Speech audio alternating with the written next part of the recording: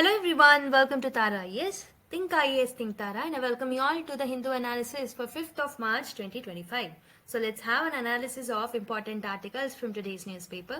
So మీరు index చూసినట్టయితే there are almost 6 important main articles that we are going to discuss. దీంతో పాటు Zelensky calls ఈ articles, the article number 9, article number 12 and article number 13. ఈ 3 మాత్రం నేను homework ఇస్తాను. మిగతావన్నీ I'll discuss in the class in detail. Okay, almost 13 articles ఉన్నాయి, దాన్ని నేను 10 డిస్కస్ చేస్తాను. ఒక 3 స్మాల్ ఆర్టికల్స్ జెలెన్స్కీ గురించి ఆల్రెడీ ఇన్ఫర్మేషన్ మీకు లాస్ట్ క్లాసెస్ నుంచి అందిస్తున్నాను కాబట్టి you'll easily understand that. And 12 and 13 very easy vocabulary ఉంది, అందులో మీరు చదివినట్టయితే మీకు ఈజీగా అర్థమవుతుంది. Okay, so whatever the important things are there I'll definitely discuss in the class along with the keywords at the end. Okay, with this note, let's start the video. So let us look at the first article. Little has changed in the income tax bill of 2025 అని ఒక article రావడం జరిగింది. So let's look at this particular article. ఇది మనకు GS3లో Indian economy, mobilization of resources, taxation policies అనే topics తో link చేసుకోవచ్చు. సో మనకు తెలుసు 2025లో ఇన్కమ్ ట్యాక్స్ బిల్ ని తీసుకొచ్చాం. It was introduced by union finance minister. So basically ఇంతకు ముందు ఉన్న ఇన్కమ్ ట్యాక్స్ యాక్ట్ ఆఫ్ 1961 ఏదైతే ఉంటుందో దాన్ని రిప్లేస్ చేస్తూ దాన్ని తీసుకొచ్చాం. గవర్నమెంట్ ఇక్కడ ఏం క్లెయిమ్ చేస్తుంది అని అంటే ఈ పర్టికులర్ బిల్ అనేది ట్యాక్స్ లాస్ ని సింప్లిఫై చేస్తుంది, మెయిన్లీ ట్యాక్స్ పేయర్స్ కి సింప్లిఫై చేస్తుంది, అండ్ ఆల్సో అడ్మినిస్ట్రేటర్స్ ఎవరైతే ఉంటారో వాళ్ళకి కూడా సింప్లిఫై అవుతుంది టాస్క్ అని చెప్పేసి వాళ్ళు అంటున్నారు. కానీ డీటెయిల్డ్ గా దీన్ని మనం ఎగ్జామైన్ చేస్తే ఇట్ రివీల్స్ దట్ లాంగ్వేజ్ అనేది రిఫైన్ చేశారు, కానీ fundamental approach of the taxation ఎలా ఇన్కమ్ ట్యాక్స్ ఆఫ్ 1961 లో ఎలా అయితే ఉండిందో 2025 లో కూడా ఆల్మోస్ట్ ఈ బిల్లో కూడా అంతే ఉంది. లాంగ్వేజ్ మాత్రమే చేంజ్ చేశారని చెప్పేసి ఇక్కడ ఆథర్ క్రిటిసైజ్ చేయడం జరుగుతుంది. So let's analyse what author is trying to say. Okay, historical background చూసుకుంటే ఇన్కమ్ ట్యాక్స్ యాక్ట్ ఆఫ్ 1961 అనేది it was enacted to consolidate and regulate the direct taxes. ఏవైతే డైరెక్ట్ ట్యాక్స్ లాస్ ఉంటాయో ఇండియాలో వాటిని regulate చేయడానికి దీన్ని తీసుకొచ్చాం. డికెట్స్ నుంచి మీరు చూసుకుంటే ఈ ఇన్కమ్ ట్యాక్స్ అనేది హైలీ కాంప్లెక్స్ అయింది, ఎందుకంటే కంటిన్యూగా వాటిని మనం అమెండ్ చేస్తూ ఉంటాం, డిఫరెంట్ ప్రొవిజన్స్ ని యాడ్ చేస్తూ ఉంటాం, లీగల్ ఇంటర్ప్రిటేషన్స్ అనేవి చేస్తూ ఉంటాం by court. As a result ఏమైందంటే లా అనేది చాలా కాంప్రహెన్సివ్ గా మారింది. బికాస్ ఇంటర్ప్రిట్ చేసినప్పుడల్లా కొత్త ప్రొవిజన్స్ యాడ్ అయ్యాయి, అమెండ్మెంట్ చేసినప్పుడల్లా ఈ ఇన్కమ్ ట్యాక్స్ కి కొత్త ప్రొవిజన్స్ యాడ్ అయ్యాయి. దీనివల్ల ఇది చాలా కాంప్లికేటెడ్ గా కాంప్లెక్స్ గా అయిపోయింది అనమాట. So this has led to the formation of the income tax bill 2025. So వీటన్నిటిని, ఈ లూప్ హోల్స్ అన్నిటినీ మనము మేనేజ్ చేయడానికి, ఈ లూప్ హోల్స్ అన్నిటినీ తీసేయడానికి ఇన్కమ్ ట్యాక్స్ బిల్ ఆఫ్ 2025 ని తీసుకురావడం జరిగింది. What are the key features of the income tax bill 2025? ఒకటి వచ్చేసి సింప్లిఫికేషన్ వర్సెస్ స్ట్రక్చరల్ కంటిన్యూటీ. ఈ బిల్ అనేది లాంగ్వేజ్ ని సింప్లిఫై చేయాలనుకుంటుంది. Whatever the tax laws are there, language అనేది కాంప్లెక్స్ ఉంటే normal people cannot understand. So అందుకే language ని కొంచెం సింప్లిఫై చేశారనమాట. దానివల్ల దాన్ని మనం మోర్ యాక్సెసబుల్ గా మార్చాము ట్యాక్స్ పేయర్స్ కి. కానీ సబ్స్టాంటివ్ లీగల్ ప్రొవిజన్స్ ఏవైతే ఉన్నాయో, ముందు ఎలాగైతే ఉన్నాయో అవన్నీ అలానే ఉన్నాయన్నమాట. So much changes are not bad. So కాబట్టి ఈ రీఆర్గనైజేషన్ అనేది చేస్తున్నాం, కానీ it's not a more reformed thing. Okay, so దాంట్లో కొన్ని చేంజెస్ తీసుకొచ్చాం వొకాబులరీలో, ఓకే, టర్మినాలజీస్ లో, కానీ లీగల్ ప్రొవిజన్స్ అలానే ఉన్నాయని చెప్పేసి ఆథర్ అంటున్నారు. కానీ certain redundant provisions have been removed and some definitions have been made crisper. అంతే, ఈ మైన్యూట్ చేంజెస్ మాత్రమే జరిగాయి. So and there are some cosmetic adjustments. అంటే many of the so called reforms are textual rather than substantive. So basic గా ఇవన్నీ textual గా మాత్రమే ఉన్నాయి, సబ్స్టాంటివ్ గా కాకుండా. సో ఇన్కమ్ ని ఏదైతే డెఫినేషన్ ఆఫ్ ఇన్కమ్ ఉందో సెక్షన్ 249 లో, ఇప్పుడు ఏంటంటే digital assets like crypto currencies, virtual digital storages, వీటిని కూడా యాడ్ చేసామన్నమాట. అంటే డెఫినేషన్ స్కోప్స్ ని పెంచాం కొన్ని ప్లేసెస్ లో. So despite some clarification, bill అనేది still it did not introduce something called as reforms. Fundamental reforms అనేవి ఏవైతే చెయ్యాలో, ఏవైతే ఈ పర్టికులర్ వేగ్ ప్రొవిజన్స్ ఉన్నాయో వాటిని మనం రిఫార్మ్ చేయాలో అవి అలాగే ఉన్నాయని చెప్పేసి ఆథర్ అంటున్నారు. Next, authoritarian overreach and legal ambiguities. So tax authorities యొక్క పవర్స్ ఏవైతే ఉన్నాయో కొంచెం ఎక్స్పాండ్ చేశాం, వాళ్ళకి ఎక్కువ డిస్క్రిషనరీ పవర్స్ అనేవి ఇచ్చాం with respect to digital communications like social media, email, encrypted messaging services. వీటిలలో వాళ్ళకి కొంచెం యాక్సెసిబిలిటీ అండ్ మోర్ పవర్ అనేది ట్యాక్స్ అథారిటీస్ కి ప్రస్తుతం ఇప్పుడు తీసుకొచ్చిన అమెండ్మెంట్ బిల్లో ఇవ్వడం జరిగింది. Okay, so judicial clarity on reason to believe for tax assessments remain absent. So basically judicially ఒక క్లారిటీ అడిగింది అనమాట. సో ట్యాక్స్ అసెస్మెంట్ లో there is a provision called as reason to believe. So అది ఏంటి, దాన్ని క్లియర్ గా define చేయండి అని చెప్పేసి జుడిషియరీ క్లారిటీ అడిగింది. కానీ దాన్ని ఈ పర్టికులర్ బిల్లో కూడా తీసుకురాలేదు. Okay, so discretionary action of tax payers అనేది, ట్యాక్స్ ఆఫీసర్స్ అనేది పెరిగిపోయింది అనమాట. అయితే ఈ బిల్ ట్యాక్స్ ఆఫీషియల్స్ ని అలౌ చేస్తుంది to demand encryption keys. Okay, basically వాళ్ళ పర్సనల్ డేటా, బిజినెస్ డేటాని యాక్సెస్ చేసుకోవచ్చు. అండ్ ఆల్సో కొన్ని ఒపేక్ ప్రొవిజన్స్ అలానే కంటిన్యూ అవుతుంటాయి. Certain provisions which are related to retrospective taxation, ఇవన్నీ ఏంటంటే these are struck down by the courts in the past అనమాట. వీటిని స్టిల్ చేంజ్ చేయకుండా అలానే పెట్టారు. Okay, the notwithstanding clause which overrides the conflicting laws is still widely used. అంటే ఇలాంటి clauses ఏవైతే ఉంటాయో, నాట్ విత్ స్టాండింగ్ అని ఒక క్లాస్ ఉంటుంది, ఇలాంటివి ప్రీవియస్ గా కోర్టు కొట్టి పడేయడం జరిగింది. కానీ స్టిల్ కొత్త బిల్లో కూడా ఇలాంటివి అలానే పెట్టడం జరిగింది అనమాట. Okay, so if you do the comparison of the old tax law and now the new one, so మీరు చూసుకుంటే స్ట్రక్చర్ పరంగా old one is complex and highly technical, but now we have simplified it. Structural గా సిమిలరే, but కొంచెం simplify చేసాం. Easier terms ని, terminologies ని వాడడం జరిగింది. సో ముందు డెఫినేషన్స్ అనేవి కొంచెం వేగ్ గా ఉండేవి, సో డిస్క్రిషనరీ పవర్స్ ఎక్కువగా ఉండేవి. బట్ నౌ క్లారిటీ అనేది తీసుకొచ్చాం, అంబిగ్విటీస్ ని తగ్గించాం.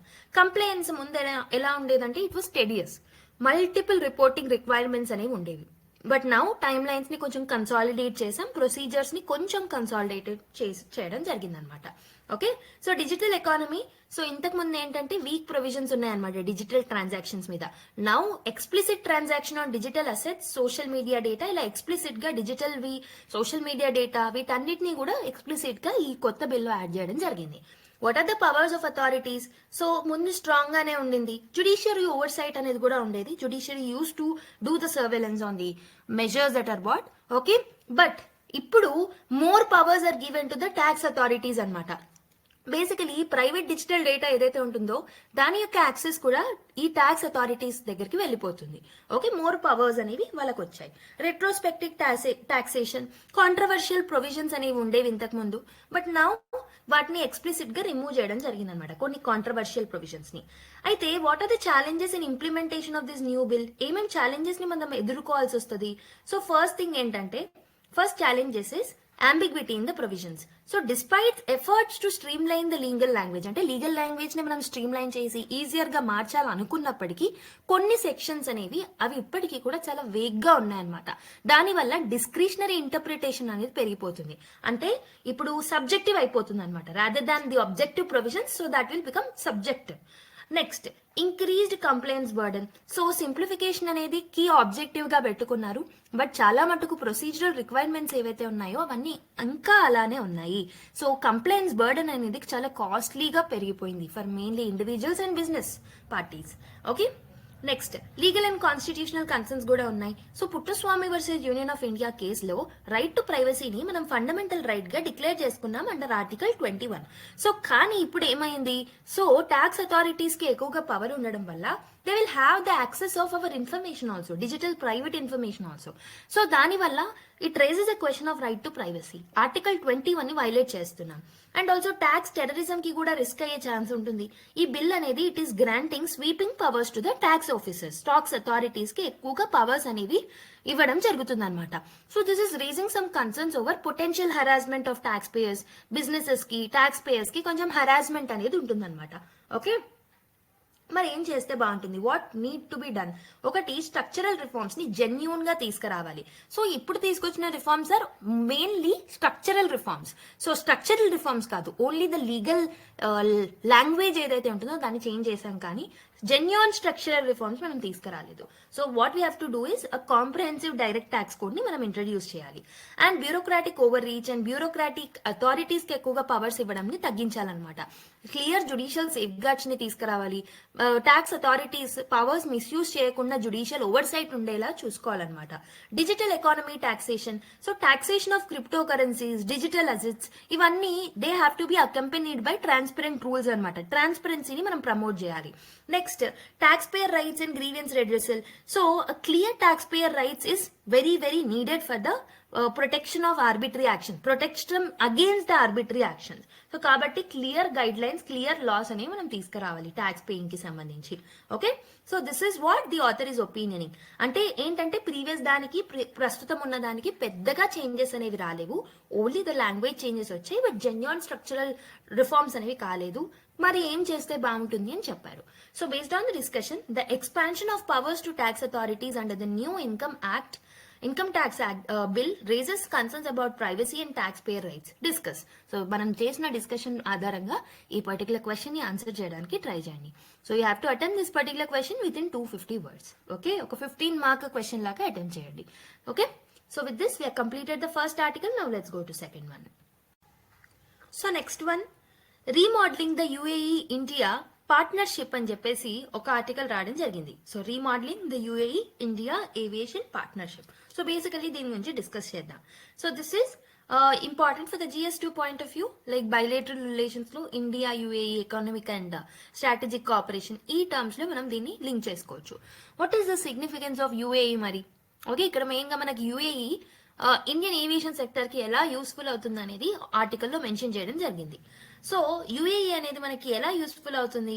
యుఏఈ అనేది India's most significant outbound travel market అన్నమాట. అంటే ఆల్మోస్ట్ మనకి 4.5 మిలియన్ ఇండియన్ టూరిస్టులు దిల్ visit UAE. Okay, basically 2023 data ప్రకారం 4.5 మిలియన్ ఇండియన్స్ టూరిస్టులు అక్కడికి విజిట్ చేశారనమాట. So Indian carrier fly over 600 times to the UAE weekly. ఒక వీక్లీ 600 టైమ్స్ కన్నా ఎక్కువగా ఇండియన్ క్యారియర్స్ ని తీసుకెళ్తుంది అనమాట. Okay, so while UAE carries operates over 500 service to India. అంటే అటు నుంచి ఇటు వచ్చే వాళ్ళు 500 సర్వీస్ క్యారియర్స్ అనేవి ఉంటే మన దగ్గర నుంచి ఇంకెక్కువ ఉందన్నమాట. Okay, so despite the demand for far exceed supply leading to higher ticket trains and limited connectivity అనమాట. అయితే బేసిక్ గా మనం ఇక్కడ ఏం ఫేస్ చేస్తున్నామనంటే, సో డిమాండ్ అనేది ఇంకెక్కువ ఉంది, బట్ మనకి సప్లై సైడ్ అనేది కొన్ని డిస్ట్రప్షన్స్ అనేవి చూస్తున్నాం ప్రస్తుతం. ఎందుకంటే lot of ticket prices, connectivity అనేది చాలా తక్కువ ఉండడం అనేది ప్రాబ్లమ్స్ గా మిగిలిపోయాయి అనమాట. You can look at UAE over here. So UAE, Yemen, Oman, okay, so and also మిగతా countries, Saudi Arabia and all. ఒకసారి మ్యాప్ పాయింటింగ్ లో చూడండి ఎక్కడ యుఏఈ ఉందని. Okay, next, what is the challenges in the current aviation partnership? So ప్రస్తుతం ఏమేమి challenges ని మనం ఫేస్ చేస్తున్నాము? బైలేటరల్ రెగ్యులేషన్స్ అనేవి చాలా రెస్ట్రిక్టివ్ గా మారాయి. సో యుఏఈ ఎయిర్లైన్స్ అనేవి ఆల్మోస్ట్ 15 ఇండియన్ సిటీస్ కి ఆపరేట్ చేస్తూ ఉంటాయి. So excluding key growth centers like Visakhapatnam, Surat, Indore, Tiruchirappalli, Patna, ఇవన్నిట్లలో ఎయిర్లైన్ సర్వీసెస్ అనేవి లేవన్నమాట యుఏఈకి సంబంధించి. ఇండియన్ క్యారియర్స్ అనే వాళ్ళు ఈ సర్వీసెస్ ని ఎక్స్పాండ్ చేయాలని కోరుతున్నారు. కానీ ఇండియన్ క్యారియర్స్ అంటే ఇండియన్ లో ఉన్న పీపుల్, ఇండియన్స్ ఎవరైతే ఉన్నారో they wanted to expand the service, but Indian carriers are not able to expand the service అనమాట దుబాయ్ కి. ఓకే, ఎందుకంటే చాలా డిమాండ్ ఉంది కానీ వాళ్ళు చేయలేకపోతున్నారు. సో ఇంకొక ఇష్యూ ఏంటంటే rising demand and limited capacity. For every 1% increase in the Indian passport holders 10 million Indians are expected to travel abroad. Okay, ప్రతి 1% increase in the Indian passport holders ఏమవుతుంది అని అంటే ఒక 1% ఇంక్రీజ్ కి 10 మిలియన్ల Indians they wanted to travel abroad అనమాట. కానీ okay, so ఇంత డిమాండ్ ఉన్నప్పటికీ ఏవియేషన్ పాలసీస్ చాలా రెస్ట్రిక్టివ్ గా ఉన్నాయి. సో దీనివల్ల సీమ్లెస్ ట్రావెల్ అనేది, ఎకనామిక్ పార్ట్నర్షిప్స్ అనేవి హిండర్ అవుతున్నాయి అనమాట. Economic and trade implications. So air connectivity అనేది చాలా లిమిటెడ్ గా ఉంది. So that is why it is negatively impacting the bilateral trade, investment opportunities, tourism sector growth అనేది ప్రాపర్ గా ప్రమోట్ అవ్వట్లేదు బోత్ ద కంట్రీస్ దగ్గర because of the restrictions or challenges from the aviation side. Okay, కాబట్టి మనం modernised స్ట్రాటజీతో ముందుకు వస్తే బాగుంటుంది. So what we have to focus in is economic growth and trade enhancement అనమాట. ఏవియేషన్ పాలసీని ఓపెన్ గా పెట్టాలి and it will act as economic multiplier. Okay, investments ని మనం బూస్ట్ చేయొచ్చు, రీజనల్ కనెక్టివిటీని, పీపుల్ టు పీపుల్ టైస్ ని ఎన్హాన్స్ చేసుకోవచ్చు. ఓకే, సో ఏవియేషన్ పార్ట్నర్షిప్స్ ని స్ట్రెంథన్ అప్ చేయడం వల్ల ట్రేడ్ అగ్రిమెంట్స్ ని కూడా మనము తీసుకురావచ్చు, like CEPA, comprehensive economic partnership agreement. Okay, what is UAE's role in India's global aviation ambitions? మరి యుఏఈ అనేది ఇండియాకి ఎలా సపోర్ట్ చేస్తుంది అని అంటే నాలెడ్జ్ షేరింగ్ ని ఎన్హాన్స్ చేస్తుంది. Okay, we can train the Indian pilots. So it can invest in India's maintain, repair and also overhaul industry. Okay, tourism కనెక్టివిటీని బూస్ట్ చేయొచ్చు. And it will participate in the Udan scheme also, Tier 2 and Tier 3 cities యొక్క కనెక్టివిటీని improvise చేయడానికి. Okay, so basic గా cooperation అనేది ఉండాలి rather than the competition between both the countries. So ఒక vision ఏమైతే ఉండాలి అంటే what is the vision that need to be adapted is combined aviation ecosystem ని మనం క్రియేట్ చేయాలి. So basically both the countries need to cooperate with each other rather than the competition and also ఒక collaborative approach తో మనం ముందుకు రావాలి. Aviation industries of both the nations should grow together. Seamless కనెక్టివిటీని మనం ఎన్షూర్ చేయాలి similar to Abu Dhabi, Dubai and all. And inclusive economic growth models ని మనం ప్రమోట్ చేయొచ్చు. ఓకే, సో ఇంకేం చేయాలి? రెగ్యులేటరీ ఫ్రేమ్వర్క్స్ ని రివిజిట్ చేయాలి. ఎందుకంటే లాట్ ఆఫ్ ఏవియేషన్ సెక్టర్ లో మన ఇండియాలో లాట్ ఆఫ్ రెగ్యులేషన్స్ ఉన్నాయి, బట్ అన్నిటినీ మనము తగ్గించడానికి ట్రై చేయాలి సో దట్ ఆపర్చునిటీస్ అనేవి ఎక్కువగా ఉంటాయి. నెక్స్ట్ ఏవియేషన్ ఇన్ఫ్రాస్ట్రక్చర్ ని స్ట్రెంథెన్ చేయాలి and also technology and training collaboration between both the countries with respect to aviation technologies needed. Okay, ఇవన్నిటితో మనం ముందుకు వస్తే definitely we can solve the issues that are there as of now. Okay, now let's go to another article. Next one, Designing India's AI Safety Institute. So this is the next article that we are going to discuss. So India అనేది ఈ particular article అనేది GS3 science and టెక్నాలజీలో artificial intelligence అనే topic లో link చేసుకోవచ్చు. So India అనేది AI governance లో ఒక మేజర్ స్టెప్ ని అనౌన్స్ చేసింది, that is establishment of AI safety institute. Okay, basically this was brought under safe and trusted pillar of India AI mission. Okay, India AI mission ఏదైతే ఉంటుందో దాంట్లో భాగంగా AI safety institute ని మనం establish చేయాలనుకుంటున్నాం.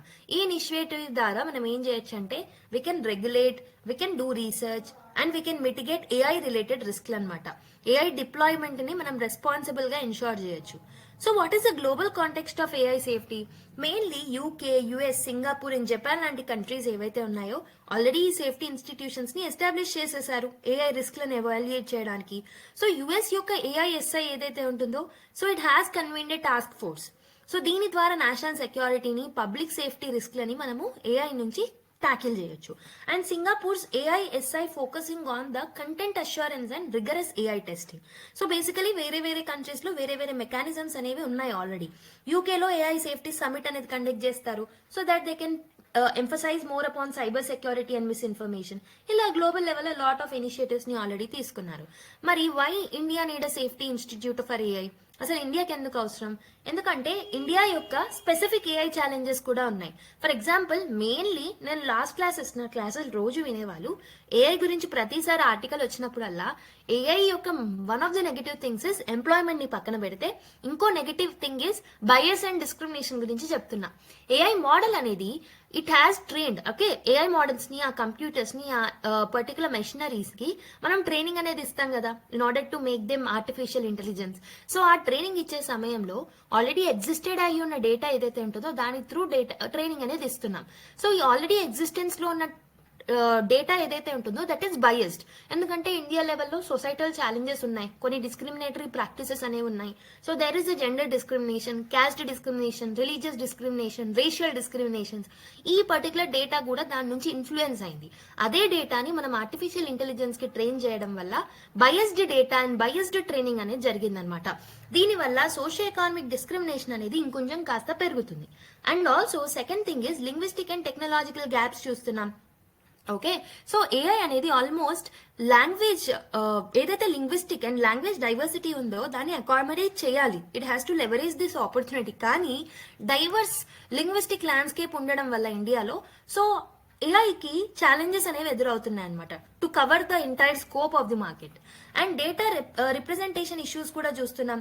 Indian startups like కార్య ఏవైతే ఉన్నాయో ఇవి అండర్ రిప్రజెంటేషన్ ఫేస్ చేస్తున్నాయి in AI data sets. So ఇలా డేటాకి సంబంధించి ఇన్ని ప్రాబ్లమ్స్ అనేవి ఉన్నాయన్నమాట.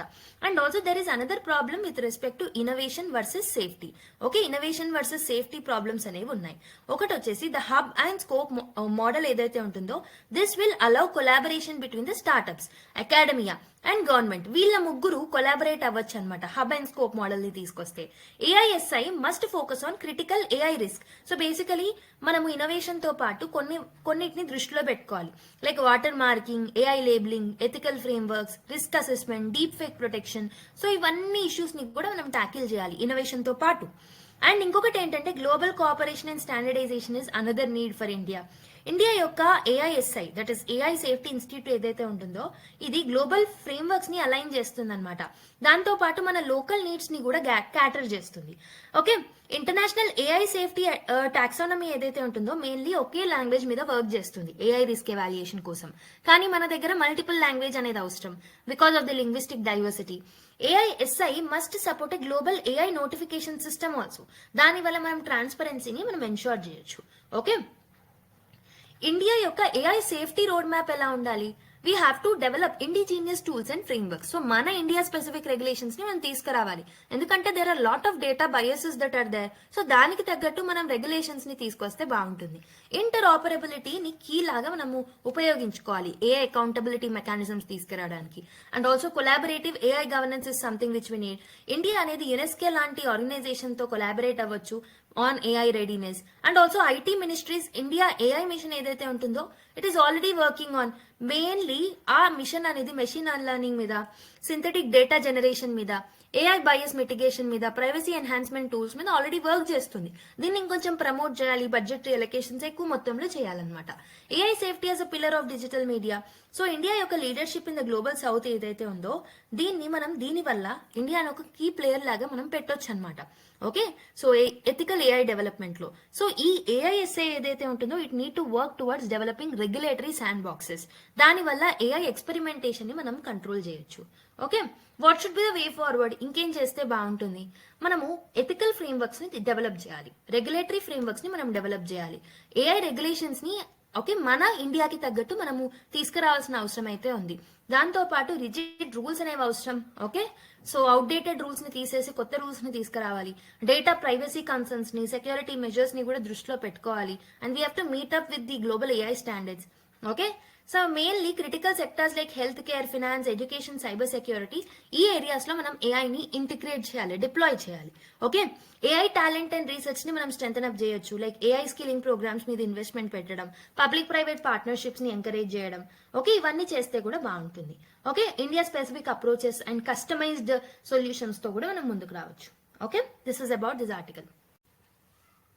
So next one double trouble అని చెప్పేసి ఒక ఆర్టికల్ రావడం జరిగింది. Let's discuss about this article in detail. Okay, so ఇందులో mainly representation of people's act గురించి మాట్లాడుతున్నారు అనమాట. So let's see, representation of people act కాదు, ఎలక్టోరల్ రిఫార్మ్స్ గురించి మాట్లాడుతున్నారు. I'm very sorry.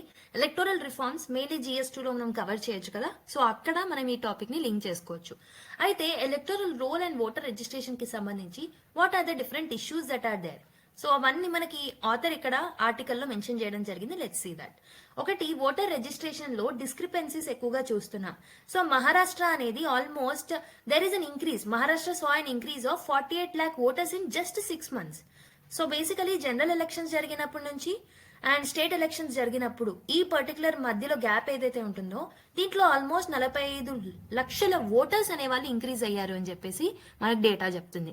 అంటే ఇక్కడ ఎలక్షన్ ఓటర్ రిజిస్ట్రేషన్ లో చాలా డిస్క్రిపెన్సీస్ అనేవి చూస్తున్నాం అనమాట. ఓకే, సో దాని వల్ల లాట్ ఆఫ్ ఆపోజిషన్ పార్టీస్ అనే వాళ్ళు ప్రొటెస్ట్లు చేస్తున్నారు. They are showing some concerns over the electoral malpractices. So that is one issue that we are seeing.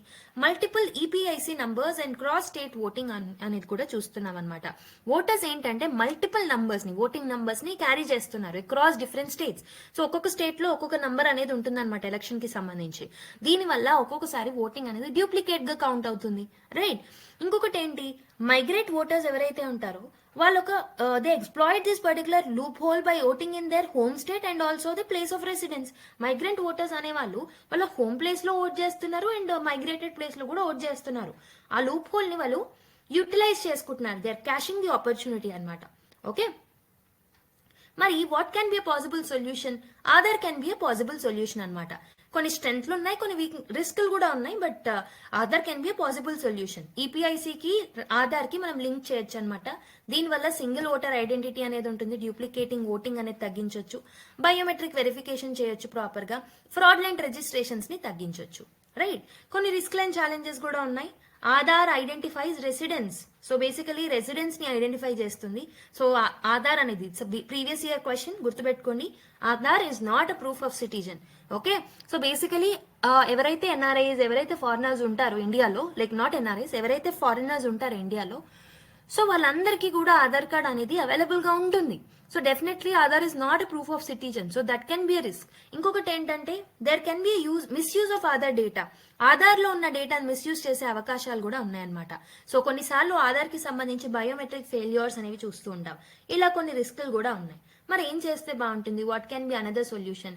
Definitely deduplication mechanisms ని తీసుకురావాలి. ఎలక్షన్ కమిషన్ అనేది డీడ్యూప్లికేషన్ డ్రైవ్ ని కండక్ట్ చేయాలన్నమాట నేషన్ వైడ్. అంటే ఓన్లీ ఒక పర్సన్ కి ఈపీఐసి నంబర్ ఒకటే ఉండాలి అనే ఒక రూల్ ని తీసుకురావాలి. Okay, so basically alternate identity verification methods ని కూడా తీసుకురావచ్చు అలాంగ్ సైడ్ ది ఆధారే కాకుండా ఎనీ ప్రూఫ్ ఆఫ్ ఐడెంటిటీని చూపెట్టాలి. Transparency in voter registration. So ECI అనేది so it has to justify and it has to be accountable. Voter registration కి సంబంధించి ట్రాన్స్పరెన్సీని మెయింటైన్ చేయాలి. డేటా షేరింగ్ ని, ఇంటర్స్టేట్ వెరిఫికేషన్ మెకానిజమ్స్ ని ఇంకొంచెం స్ట్రెంథెన్ అప్ చేయాలి ఈసీఐ అనేది. దానివల్ల ఏమవుతుందంటే ఎలక్టరల్ రోల్ డిస్క్రిపెన్సీస్ అనేవి మనం అవాయిడ్ చేయొచ్చు. Okay, and we can balance security and inclusion. So mashed Aadhaar numbers ఏవైతే ఉన్నాయో వాటిని మనము యూజ్ చేసుకోవాలి. ఎందుకంటే ఆధార్ని డైరెక్ట్ గా చూపెడితే definitely that will be a threat to right to privacy అంటున్నాం కాబట్టి సో మాస్క్డ్ ఆధార్ నంబర్స్ ని యూజ్ చేయొచ్చు అనమాట డేటా మిస్యూజెస్ ని ఆపడానికి అండ్ ప్రొఫైలింగ్ ని ఆపడానికి. And AI driven voter verification systems ని కూడా మనం తీసుకురావచ్చు to detect the irregularities and duplicate entries. Okay, అంటే టెక్నాలజీని కూడా మనం యూజ్ చేసుకోవచ్చు. Okay, so next article against domination అని ఒక ఆర్టికల్ రావడం జరిగింది. సో బేసికలీ GS2 లో ఇంటర్నేషనల్ రిలేషన్స్ తో లింక్ చేసుకోవచ్చు. సో ఇక్కడ మెయిన్లీ యుఎస్ స్పేస్ పాలసీ గురించి మెన్షన్ చేశారు. సో యుఎస్ స్పేస్ పాలసీ అనేది లీడర్షిప్ ని చూపెడుతుందా, హెజిమోనీని చూపెడుతుందా? So let's analyse. So NASA stands on space dominance. So basically NASA official అయిన జనేద్ పెట్రో గారు ఒక స్టేట్మెంట్ ఇచ్చారనమాట. ఏమని ఇచ్చారు? He has been suggesting that it is militaristic expansionist vision for space అని చెప్పేసి చెప్పుకుంటున్నారు. ఓకే, లీడర్షిప్ ఆ హెజ్మోనియా అంటే US is prioritizing unilateral control over the cooperative governance అనమాట. అయితే రెగ్యులేటరీ గ్యాప్స్ అండ్ ప్రొటెక్షనిజం కూడా ఉంది. సో ఫెడరల్ ఏవియేషన్ అడ్మినిస్ట్రేషన్ ఏదైతే ఉంటుందో of US, so they have disclaimed responsibility to SpaceX rocket debris. Okay, so కానీ international regulatory mechanisms అనేవి proper గా లేవు. అకౌంటబిలిటీ అనేది మెయింటైన్ చేయట్లేదు అనమాట US because of this like what is called as protectionism వల్ల అక్కడ స్పేస్ డెబ్రీస్ అవన్నీ పట్టించుకోవట్లేదు. హిస్టారికల్ కాంటెక్స్ట్ చూసుకుంటే US space policies Trump era space policies previous గా చూసుకుంటే నేషనల్ డామినెన్స్ మీద ఎక్కువగా ఫోకస్ చేస్తున్నాయి. ఓకే, సో వాళ్ళ నేషనే డామినేట్ గా ఉండాలి, ఇంటర్నేషనల్ కోఆపరేషన్ అవసరం లేదు అని ట్రంప్ ఫోకస్ చేశారు లాస్ట్ టైం. ఆర్టమిస్ రికార్డ్స్ ఏవైతే ఉన్నాయో this is also providing or promoting US-led lunar governance. Okay, so basically this is acting as a way to circumvent existing global frameworks like outer space treaties. అంటే US-led lunar governance ని promote చేస్తుంది Artemis records కూడా. Okay, space policies కూడా are supporting US hegemony అనమాట. Okay, so global space governance లో there are some challenges. Moon and cislunar space as global commons. So ఏంటంటే the moon's resources ఏవైతే ఉన్నాయో like lunar water, minerals, ఇవన్నీ multilateral treaties ద్వారా అందరూ equitable గా share చేసుకోవాలి. సో కానీ యుఎస్ యొక్క ప్రొటెక్షనిజం పెరగడం వల్ల రిసోర్సెస్ ఏవైతే కామన్ గ్లోబల్ కామన్స్ ఉన్నాయో వాటి యొక్క రిసోర్సెస్ ని మోనోపలైజ్ చేయాలనుకుంటుంది USA. Legal and ethical concerns కూడా ఉన్నాయి. Outer space treaty of 1961 national sovereignty over the celestial bodies ని ప్రొహిబిట్ చేస్తున్నాయి. అంటే ఒక కంట్రీ స్పెసిఫిక్ గా ఈ గ్లోబల్ కామన్ అయిన సెలెస్టియల్ బాడీస్ మీద రైట్ అనేది ఉండదు ఒకే కంట్రీకి.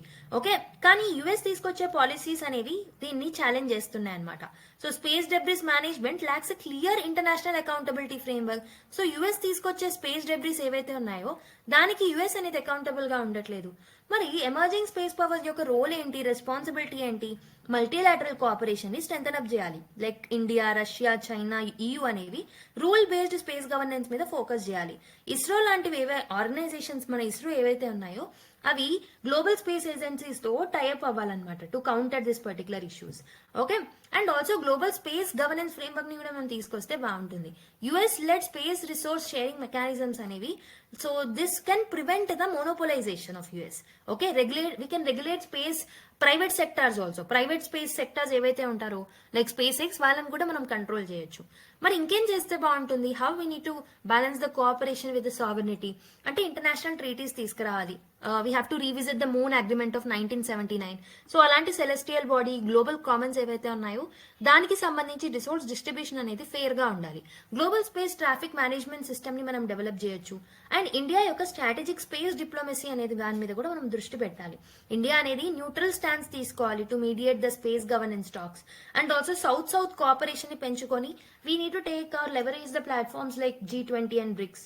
Okay, so that will help, right? India యొక్క రోల్ కూడా వెరీ వెరీ ఇంపార్టెంట్ అనమాట స్పేస్ గవర్నెన్స్ కి సంబంధించి. Now let's go to another article.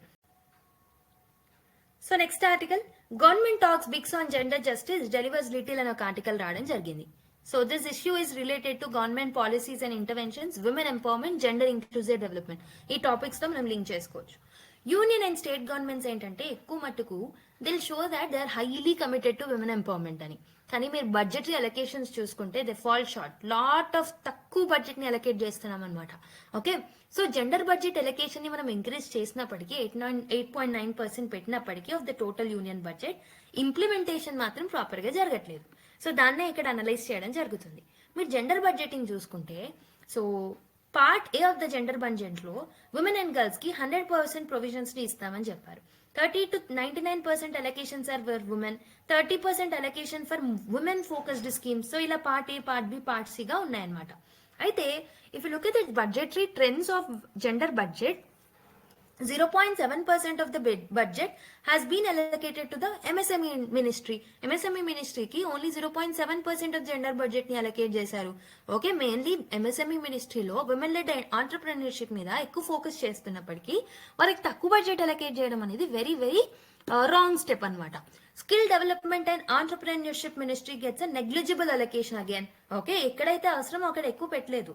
సాక్ష్యం, Anganwadi, Poshan 2.0 almost gender budget లో 3.9% కాంట్రిబ్యూట్ అనేవి చేస్తున్నారు. కానీ చైల్డ్ కేర్ డిమాండ్స్ అనేవి చాలా ఇంక్రీజ్ అయ్యాయి. సో ఈ పర్టికులర్ 3.9% అనేది సరిపోతుందా? Definitely no. ప్రధాన మంత్రి ఆవాస్ యోజనలో జెండర్ బడ్జెట్ అనేది ఆల్మోస్ట్ 17.5% పెట్టామన్నమాట. అంటే ఎక్కడైతే అవసరం లేదో అక్కడ మనం ఎక్కువ అలొకేట్ చేయట్లేదు, లైక్ స్కిల్ డెవలప్మెంట్ లో, MSME మినిస్ట్రీలో అలా. So state level gender budgets కూడా they are varying across the states. Gujarat allocated 37% of the gender focus schemes.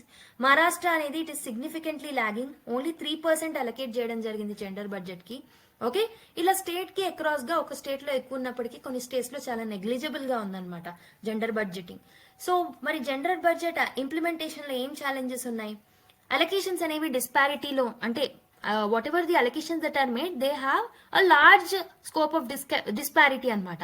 So mainly minimal direct impact అంటే ఏవైతే మినిస్ట్రీస్ ఉంటాయో సో వాళ్ళకి డైరెక్ట్ విమెన్ ఎంపవర్మెంట్ మీద ఎక్కువగా సే లేకుండా అలాంటి మినిస్ట్రీకి ఎక్కువగా అలొకేట్ చేశారు. ఎక్కడైతే ఉమెన్ ఎంపవర్మెంట్ కి సంబంధించి సపోర్ట్ చేసే మినిస్ట్రీస్ ఎక్కువగా ఉన్నాయో వాటికి మాత్రం చాలా తక్కువగా మినిమల్ గా అలొకేట్ చేయడం జరిగింది జెండర్ బడ్జెట్ లో. So such as PM Kisan where land ownership is male dominated. So PM Kisan లాంటివి అలొకేట్ చేసినా ఇక్కడ land domination mainly men dominated కదా, అక్కడ ఇస్తే ఏం లాభం ఉంటుంది? Under funding of critical schemes like Saksham Anganwadi, women entrepreneurship and also dedicated gender budget అనేది లేదు. ఓకే, సో జెండర్ బడ్జెటింగ్ కి సపరేట్ కేటగిరీ లేదు. దీనివల్ల అసెస్మెంట్ అనేది కూడా, ఇంపాక్ట్ అసెస్మెంట్ అనేది కూడా డిఫికల్ట్ గా ఉంటుంది. కాబట్టి ఉమెన్ సెంట్రిక్ ఎకనామిక్ పాలసీస్ ని మనం హోలిస్టిక్ గా తీసుకురావాలి. బడ్జెట్ అనేది ఇన్ఫ్రాస్ట్రక్చర్ మీద, ఆంటర్ప్రెన్యూర్షిప్ మీద ఈక్వల్ గా ఫోకస్ చేయాలన్నమాట. Okay, so direct support for women economic partnership ని మనం ల్యాక్ చేస్తున్నాము. అవసరం లేని దాంట్లో ఎక్కువగా అలొకేట్ చేస్తున్నాం లైక్ PM కిసాన్. సో దాన్ని అవాయిడ్ చేయాలి. దాంతో పాటు ఇంకేం చేస్తే బాగుంటుంది జెండర్ బడ్జెటింగ్ ని స్ట్రెంథెన్ అప్ చేయడానికి? ఒకటి, జెండర్ బడ్జెటింగ్ ఫ్రేమ్వర్క్ ని మనం సపరేట్ గా తీసుకురావాలి, సపరేట్ కేటగిరీలో. సో అప్పుడు మనం సోషల్ అసెస్మెంట్ కూడా, ఓకే, సోషల్ ఇంపాక్ట్ అసెస్మెంట్ ని కూడా ఈజీగా చేయొచ్చు. And women centric schemes direct గా ఎఫెక్ట్ చేసే మినిస్ట్రీస్ ఏవైతే ఉంటాయో వాటికి ఎక్కువగా అలొకేట్ చేయాలి, like skilling, entrepreneurship, MSME ministry అలాంటి వాటికి. Gender responsive monitoring and evaluation is needed. Data driven tracking mechanisms ని మనం ఇంప్లిమెంట్ చేయాలి. Effective utilisation of gender funds is very very much needed. అంటే ఎంత అయితే అలొకేట్ చేసామో అట్లీస్ట్ దాన్ని ప్రాపర్ గా ఇంప్లిమెంట్ అన్నా చేయాలి. Okay, what are the issues around delimitation? Let's look at this particular article. Delimitation అనేది బౌండరీస్ ని ఫిక్స్ చేయడం, కాన్స్టిట్యుయెన్సీస్ యొక్క నంబర్ ని రీడ్రా చేయడం based on the census data. Already మనం డీలిమిటేషన్ గురించి ప్రీవియస్ క్లాసెస్ లో చూసుంటాం మీకు గుర్తుంటే. సో బేసికలీ ప్రస్తుతం ఉన్న డీలిమిటేషన్ లాస్ట్ టైం ఎప్పుడు చేశారంటే 1971 సెన్సస్ ఆధారంగా చేశారనమాట. ఆల్మోస్ట్ అప్పటి నుంచి లోక్సభ యొక్క సీట్స్ అనేవి 543 దగ్గర ఆగిపోయాయి. So it was postponed in 1976 ఎందుకంటే పాపులేషన్ కంట్రోల్ ని ఎంకరేజ్ చేయడానికి. సో దాన్ని మళ్ళీ అమెండ్ చేస్తూ 2026 వరకు అలానే ఉంచుదామని అనుకున్నారు. సో ఇక్కడ ఏంటంటే పాపులేషన్ గ్రోత్ అనేది అన్ఈవెన్ గా ఉంది. మెయిన్లీ నార్త్ ఇండియన్ స్టేట్స్ ఏవైతే ఉన్నాయో హైయర్ గ్రోత్ ఆఫ్ పాపులేషన్ జరిగింది. సదర్న్ పార్ట్ ఆఫ్ ఇండియాలో తక్కువ పాపులేషన్ గ్రోత్ జరిగింది. సో లోవర్ గ్రోత్ అనేది ఉంది పాపులేషన్ లో. ఇలా మనకు పాపులేషన్ గ్రోత్ అనేది అన్ఈవెన్ గా మారిందనమాట. కానీ ఇప్పుడు ఒకవేళ పాపులేషన్ బేస్డ్ మనం రివైజ్ చేసామనుకోండి డీలిమిటేషన్ ని, సదర్న్ స్టేట్స్ కి రిప్రజెంటేషన్ లూజ్ అవుతారనమాట, వైల్ నార్దర్న్ స్టేట్స్ అనేవి ఎక్కువగా సీట్స్ ని గెయిన్ చేసుకుంటాయి. సో హోమ్ మినిస్టర్ ఏమైనా స్టేట్మెంట్ ఇచ్చారు, హోమ్ మినిస్టర్ గారు, it won't be reduced for any state అని చెప్పేసి అనడం జరిగిందనమాట. ప్రపోర్షనల్ గా ఇంక్రీజ్ చేస్తామని చెప్పేసి అన్నారు. కానీ so southern states are having this fear in their mind. Okay, మేము రిప్రజెంటేషన్ ని కోల్పోతానేమో అని. 1% 1 vote ప్రిన్సిపల్ ని వైలేట్ చేసిన వాళ్ళం అవుతాం ఒకవేళ ఇది వస్తే.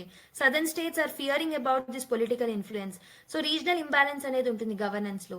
North eastern states underrepresented గా ఉంటాయి. Okay, so based on the discussion and ఒకసారి మీరు ఈ క్వశ్చన్ ని సాల్వ్ చేయడం చేయండి. Which constitutional amendment act froze the Lok Sabha seat distribution based on the 1971 census? So that is 42nd Constitutional Amendment Act. Till 2026 freeze చేయడం జరిగింది. Okay. What is the current status of US-Taiwan relations? Let's see. ఈ ఆర్టికల్లో ఇవ్వడం జరిగింది. US policy shift అనేది జరిగింది కదా. So there is a foreign policy shift by US February 2025 లో. No longer states we do not support Taiwan independence signals stronger Taiwan backing. China opposes this move, calling it a regression in India US-China ties. So basically మనము వాళ్ళు ఏమంటున్నారంటే Taiwan కి support చేస్తున్నారు అనమాట. Okay, so we do not support Taiwan independence అని చెప్పేసి అలా indirect గా యుఎస్ పాలసీ షిఫ్ట్ అవ్వడం జరిగింది. దీనివల్ల చైనా అండ్ యుఎస్ యొక్క రిలేషన్స్ అనేవి వీకెన్ అప్ అయ్యాయి. తైవాన్ రిలేషన్స్ యాక్ట్ ఆఫ్ 1979 ప్రకారం US will provides arms, trade, diplomatic support to Taiwan. Basically Trump stands ఏంటంటే, so he accused Taiwan of stealing US chip industry. So US యొక్క chip industry అనేది Taiwan steal చేసిందని చెప్పేసి is accusing and putting allegations on Taiwan. He wants Taiwan to pay for US protection అనమాట. Taiwan అనేది it is negotiating an arm deal of worth $7 billion, $7 to 10 billion అనమాట. Okay, so China aggression ఏముంది? So it has increased military drills, okay, cyber attacks, spy balloons ఇవన్నీ increase చేసింది. ఏంటంటే Taiwan ని డిప్లొమాటికల్ గా isolate చేయాలి అని. ఓకే, బేసికలీ ఇప్పటి వరకు కూడా only 12 countries are recognising Taiwan. గుర్తుపెట్టుకోండి. సో తైవాన్ అనేది కి నేషనల్ రీయూనిఫికేషన్ కి చైనాకి హెల్ప్ఫుల్ అవుతుంది. యుఎస్ కి ఎలా హెల్ప్ఫుల్ అవుతుంది? Almost TSMC investment of worth $165 billion semiconductors లో యుఎస్ అండ్ తైవాన్ అగ్రిమెంట్స్ అనేవి సైన్ చేసుకున్నారు. తైవాన్ అనేది it's a major arms buyer అనమాట యుఎస్ వెపన్స్ కి. So that is where Taiwan is important for US.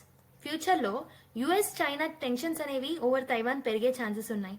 Military conflict అనేది జరిగే అవకాశాలు కూడా ఉన్నాయి in the Taiwan state.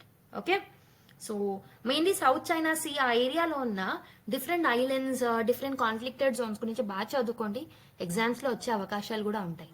Okay, like Kuril islands గురించి, లేకపోతే స్పాట్లే ఐలాండ్స్, ఓకే, స్కార్బరా పోల్ అండ్ మిగతా పారసిల్ ఐలాండ్స్ కానివ్వండి, మిగతా వీటి చిన్న చిన్న ఐలాండ్స్ యొక్క ఓకే 9 లైన్, ఓకే 12 లైన్, వీటి గురించి బాగా చదువుకోండి. ఎగ్జామ్స్ కి చాలా useful.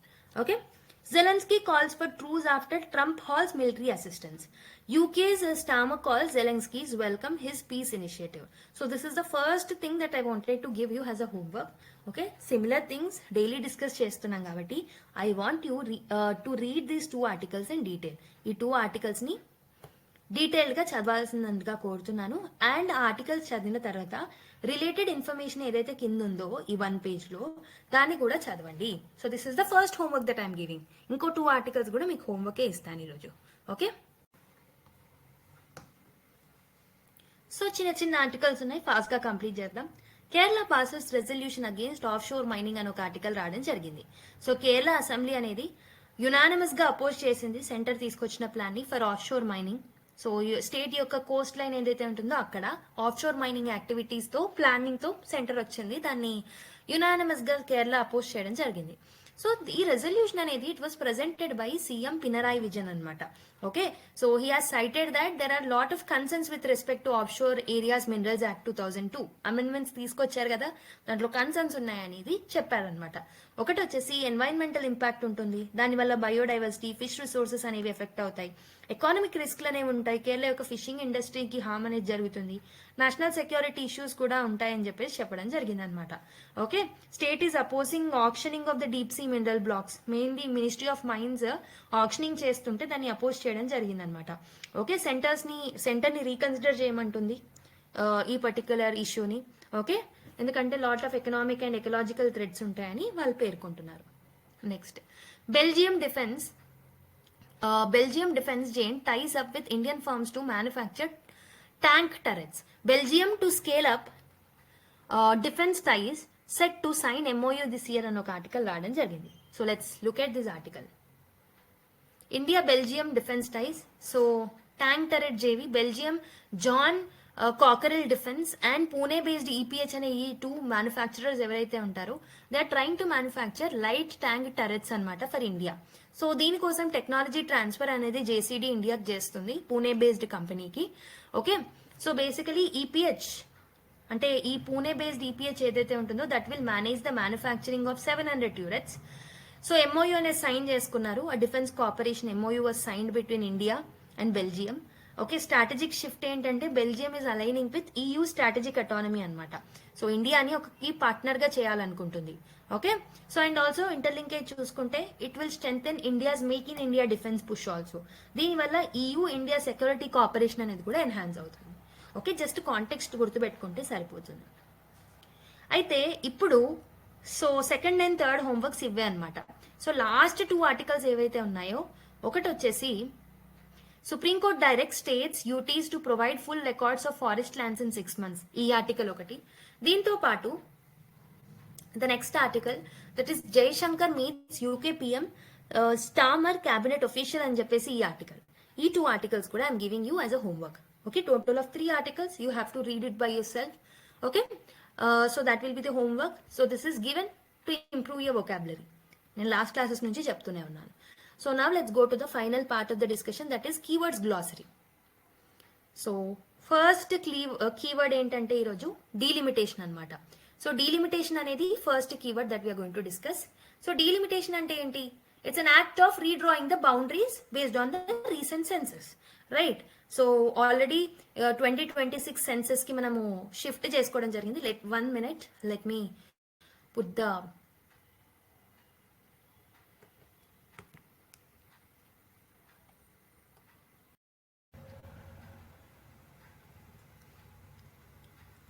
So I hope the PDF is visible now. Delimitation అంటే it's act of fixing the boundaries.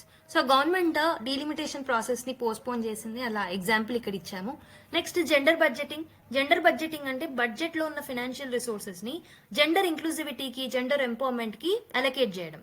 So despite the rise in gender budgeting, critical women centric schemes remains underfunded అని చెప్పేసి ఇలా ఒక statement ని మనం pick చేసుకోవడం జరిగింది. So this is how you'll use. Offshore mining. Offshore mining అంటే ఏంటి? మినరల్స్ ని సీబెడ్ కి బియాండ్ గా మనం నేషనల్ మ్యారిటైమ్ బార్డరీస్ నుంచి ఎక్స్ట్రాక్ట్ చేసుకుంటే, మైనింగ్ యాక్టివిటీస్ ని చేస్తే దాన్ని మనం ఆఫ్షోర్ మైనింగ్ అంటాం. So Kerala passed resolution opposing offshore mining. So this is to protect the marine and economic diversity also. Okay, so this is about today's news. I hope you have enjoyed. Next class లో మళ్ళీ కలుద్దాం. Video నచ్చినట్టయితే like చేయడం మర్చిపోద్దు. Bye, take care everyone.